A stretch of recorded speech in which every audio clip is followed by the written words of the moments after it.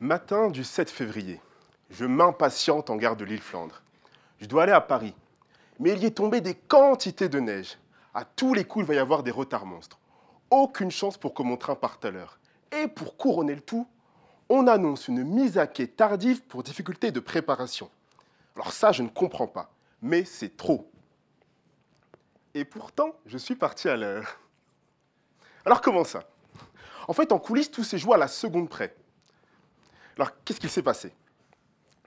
Le train prévu pour mon Lille-Paris faisait juste avant un trajet Paris-Lille dans l'autre sens et était déjà très en retard. Bien, plutôt que réutiliser ce train pour mon Lille-Paris, il a été décidé de préparer un train encore garé au dépôt de la gare. Sauf que pour cela, il a fallu programmer une vidange des WC et une vérification des freins, puis prévoir un créneau de nettoyage.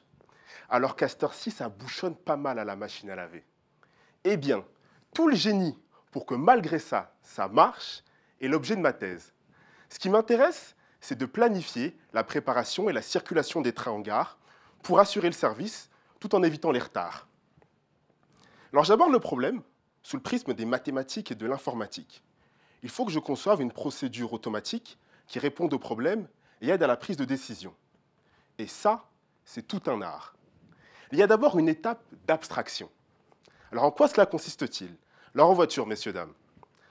Alors nos passages en machine à laver ou en inspection deviennent des ronds, nos passages sur des feux de signalisation deviennent des carrés, et un train qui circule sur nos quais et notre dépôt, bien c'est une ligne à travers nos ronds et nos carrés.